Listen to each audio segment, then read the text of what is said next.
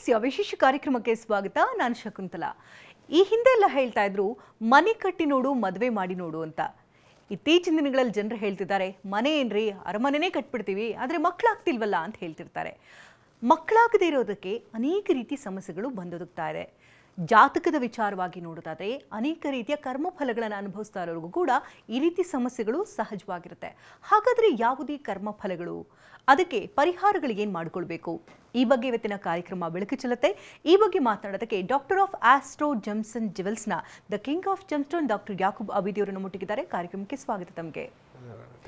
ಹಾಗೆ ಆಧ್ಯಾತ್ಮಿಕ ಚಿಂತಕರಾಗಿರ್ತಕ್ಕಂಥ ಡಾಕ್ಟರ್ ಪ್ರಶಾಂತ್ ಶ್ರೀನಿವಾಸ್ ಮೂರ್ತಿಯವರು ನಮ್ಮೊಟ್ಟಿಗಿದ್ದಾರೆ. ಪನ್ನೆಯನ್ನು ಕೂಡ ಕಾರ್ಯಕ್ರಮಕ್ಕೆ ಸ್ವಾಗತಿಸೋಣ. ತಮಗೂ ಕೂಡ ಕಾರ್ಯಕ್ರಮಕ್ಕೆ ಸ್ವಾಗತ. ನಮಸ್ತೆ.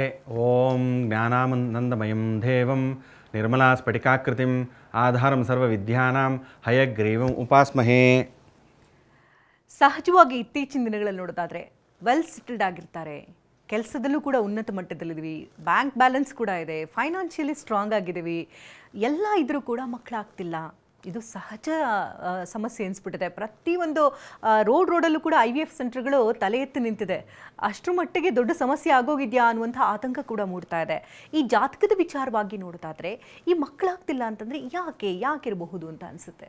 ನೋಡಿ, ಇದು ಕಲಿಯುಗ ಅಲ್ವಾ. ಸೊ ಕಲಿಯುಗದಲ್ಲಿ ನಾವೇನು ಹೇಳ್ತೀವಿ ಅಂದರೆ ಕಾಲಾಯ ತಸ್ಮಾಯ ನಮಃ. ಸೊ ಆಗಿನ ಕಾಲದಲ್ಲೆಲ್ಲ ಚೆನ್ನಾಗಿ ಉಂಡ್ಕೊಂಡು ಬೆಳ್ಕೊಂಡು ದಷ್ಟಪುಷ್ಟಿಯಾಗಿ ಆಹಾರಗಳು ತೊಗೊಂಡು ಈಗಿನ ಥರ ಜಾಬ್ ಸ್ಟ್ರೆಸ್ಗಳು ಇರ್ತಾ ಇರಲಿಲ್ಲ. ಹಾಗಾಗಿ ಒಳ್ಳೊಳ್ಳೆ ಮಕ್ಕಳುಗಳು 5, 10, 12 ಮಕ್ಕಳುಗಳೆಲ್ಲ ಆಗಿರುವಂಥ ನಮ್ಮ ತಾತ ಅಜ್ಜಿ ಮುತ್ತಜ್ಜಿಗಳೆಲ್ಲ ನೋಡ್ತು ಅಂದರೆ ದೊಡ್ಡ ವಂಶಗಳು ಎಲ್ಲ ಮಕ್ಕಳ ಭಾಗ್ಯ ಅಂತೂ, ಸಂತಾನ ಭಾಗ್ಯ ಅಂತೂ ತುಂಬ ಯಥೇಚ್ಛವಾಗಿರೋದು. ಈಗಿನ ಕಾಲದಲ್ಲಿ ಏನಾಗ್ಬಿಟ್ಟಿದೆ, ಹೇಳಿದ್ನಲ್ಲ ಕಾಲಾಯ ತಸ್ಮಾಯ ನಮಃ ಅಂತ.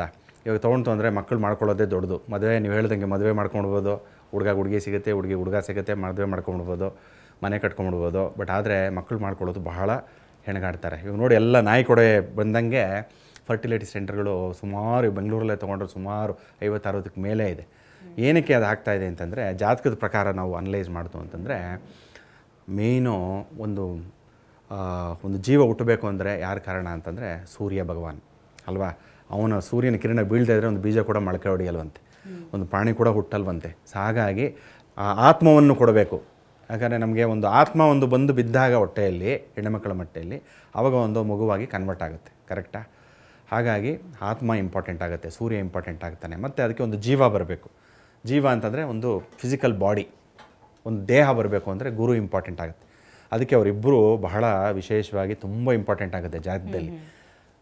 ಜಾತಕ ಅಂತಲೇ ತೊಗೊಂಡಾಗ ಗಂಡಾಗಲಿ ಹೆಣ್ಣಿನ ಜಾತಕ ಎರಡೂ ವಿಶ್ಲೇಷಣೆ ಮಾಡಿದಾಗ 5ನೇ ಮನೆ ನೋಡ್ತೀವಿ. ಲಗ್ನದಿಂದ 5ನೇ ಮನೆ ನೋಡಿದಾಗ ಅದನ್ನು ಪುತ್ರಸ್ಥಾನ ಅಂತ ಕರಿತೀವಿ. ಮತ್ತು ಪೂರ್ವ ಪುಣ್ಯ ಕೂಡ. ನಮ್ಗೆ ಮಕ್ಕಳಾಗಬೇಕು ಅಂದರೆ ಯಾವ ಜನ್ಮದಲ್ಲಿ ಏನು ಕರ್ಮ ಮಾಡಿದ್ದೀನೋ ಮಕ್ಕಳೇ ಆಗ್ತಾಯಿಲ್ಲ ಅಂತಾರೆ. ಏನಕ್ಕೆ ಅಂದರೆ ಅದು ಸಹಜ. 5ನೇ ಮನೆ ಪೂರ್ವ ಪುಣ್ಯ ಮತ್ತು ಮಕ್ಕಳ ಸ್ಥಾನ ಅಂತ ನೋಡ್ತೀವಿ. ಮತ್ತು ಮಕ್ಕಳಿಗೆ ಕಾರಕ ಯಾರು ಅಂತಂದರೆ ಗುರುಗ್ರಹ. ಹೇಳಿದ್ರಲ್ಲ, ಗುರು ದೃಷ್ಟಿ ಇತ್ತು ಅಂದರೆ ಏನು ಬೇಕಾದ್ರೂ ಸಾಧ್ಯ ಅಂತ. ಹಾಗಾಗಿ ಗುರು ವೀಕ್ ಇದ್ದಾಗ, ಗುರು ತುಂಬಾ ಕ್ಷೀಣವಾಗಿದ್ದಾಗ ಜಾತಕದಲ್ಲಿ ಮಕ್ಕಳಾಗೋದು ಬಹಳ ಕಷ್ಟ ಆಗಿಬಿಡುತ್ತೆ. ಅದಕ್ಕೆ ಸುಮಾರು ಪೂಜೆಯಿಂದ ಪರಿಹಾರಗಳು ಉಂಟು, ಮತ್ತು ರತ್ನ ಧಾರಣೆಗಳಿಂದ ಪರಿಹಾರಗಳು ಉಂಟು. ಅದಕ್ಕೆ ಯಾವ ರತ್ನ ಯಾವುದು ಧಾರಣೆ ಮಾಡ್ತು ಅಂತಂದರೆ ನಮಗೆ ಈಸಿಯಾಗಿ ಧಾರಣೆ ಮಾಡೋವಂಥದ್ದು.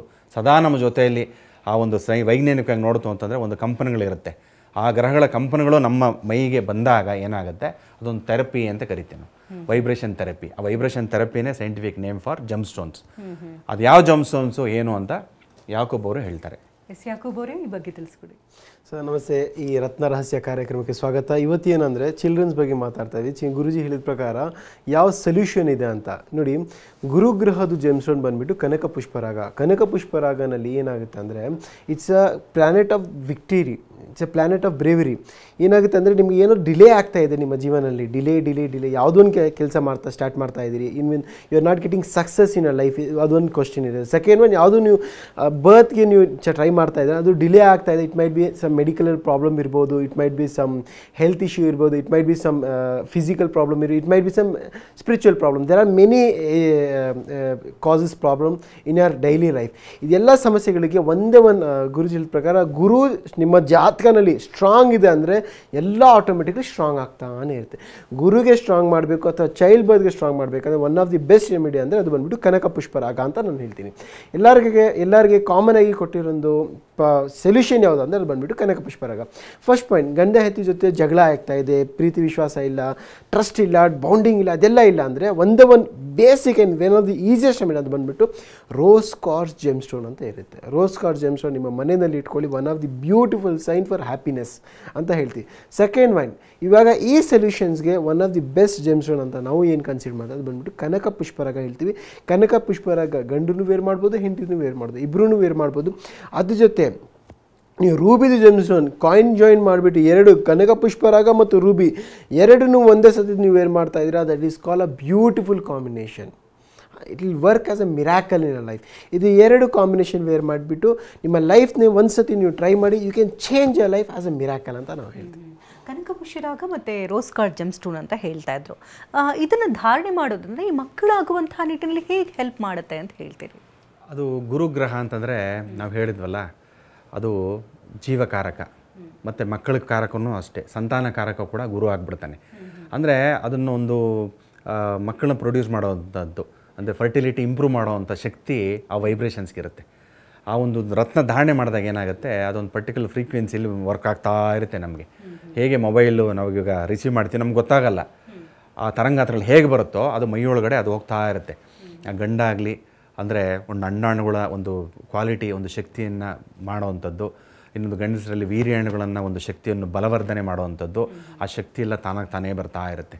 ಅದು ಗುರು ಜಮ್ ಸ್ಟೋನ್ಸಲ್ಲಿ, ಅಂದರೆ ಯೆಲ್ಲೋ ಸಫೈರ್ ಅಂತ ಕರಿತೀವಿ, ಕನಕ ಪುಷ್ಪರಾಗ. ಸೊ ಏನು ಅಂತಂದರೆ ಇವರು ಸಾಹೇಬ್ರು ಹೇಳ್ದಂಗೆ ಕಾಂಬಿನೇಷನಲ್ಲಿ ಹಾಕ್ಕೊಂಡ್ರೆ ಬಹಳ ವಿಶೇಷ. ಏನಕ್ಕೆ ಅಂದರೆ ಸೂರ್ಯ ಆತ್ಮವನ್ನು ಕೊಡ್ತಾನೆ, ಕರೆಕ್ಟಾ? ಅಂದರೆ ಪಾಪು ಆಗಬೇಕಂದ್ರೆ ಆತ್ಮ ಜನರೇಟ್ ಆಗಬೇಕಾ, ಸೊ ಹಾಗಾಗಿ ಆತ್ಮಕಾರಕ ಸೂರ್ಯ. ನಮ್ಮ ಜ್ಯೋತಿಷ್ ಶಾಸ್ತ್ರಲ್ಲೂ ಅಷ್ಟೇ, ಫಸ್ಟು 1 ಮಂತ್ 2 ಮಂತು ಸೂರ್ಯಂಗೆ ಅಧಿಪತಿ, ಸೂರ್ಯನೇ ಆ 2 ಮಂತ್ ಕಾಯೋವನು. ಹಾಗಾಗಿ ಬ್ಯೂಟಿಫುಲ್ ಜಮ್ ಸ್ಟೋನ್ಸ್ ಅಂದರೆ ರೂಬಿ ಮಾಣಿಕ್ಯ ಹಾಕ್ಕೋಬೇಕು, ಪ್ಲಸ್ ಗುರುಗ್ರಹ ಅಂತಂದರೆ ಯೆಲ್ಲೋ ಸಫೈರ್, ಕನಕ ಪುಷ್ಪರಾಗನ್ನು ಧಾರಣೆ ಮಾಡಿದಾಗ ಏನಾಗುತ್ತೆ, ಅವೆರಡು ಆತ್ಮ ಮತ್ತು ಜೀವ ಎರಡೂ ಒಂದು ಕಾರಕ ಆಗಿಬಿಟ್ಟು ಆ ಒಂದು ಮಗುವನ್ನು ಹುಟ್ಟೋಕ್ಕೆ ಸಹಾಯ ಮಾಡುತ್ತೆ. ಮತ್ತು ಅವರಿಬ್ಬರು ಫಸ್ಟ್ ಆಫ್ ಆಲ್ ಗಂಡ ಹೆಂಡತಿ ಸೇರಿರ್ತಾನೆ ಮಕ್ಕಳಾಗೋದು. ಹಾಗಾಗಿ ಅದಕ್ಕೋಸ್ಕರ ರೋಸ್ ಕ್ವಾರ್ಟ್ಸ್ ಅಂತ ಹೇಳ್ತಾರೆ.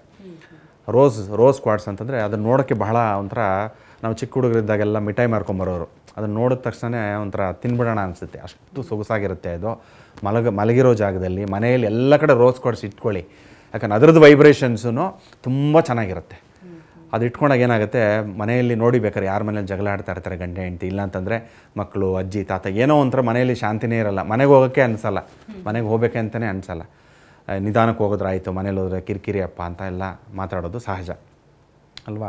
ಅಂಥ ಮನೆಗಳಲ್ಲಿ ಅದನ್ನು ರೋಸ್ ಕ್ವಾರ್ಟ್ಸನ್ನು ಅದನ್ನು ರಾ ಫಾರ್ಮಲ್ಲೇ ಇಟ್ಕೋಬೋದು, ಇಲ್ಲಾಂದರೆ ಪೆಬಲ್ ಸ್ಟೋನ್ಸ್ ಅಂತ ಬರುತ್ತೆ, ಅದನ್ನೆಲ್ಲ ಕಟ್ ಮಾಡಿ ಅದನ್ನು ಚೆನ್ನಾಗೆ ನೈಸ್ ಮಾಡಿ ಒಂದು ಇದ್ರ ಥರ ಕೊಟ್ಟಿರ್ತಾರೆ, ಮಾರ್ಬಲ್ ಥರ. ಸೊ ಅದನ್ನು ಎಲ್ಲಿ ಹಾಲಲ್ಲಿ ಇಟ್ಕೋಬೋದು.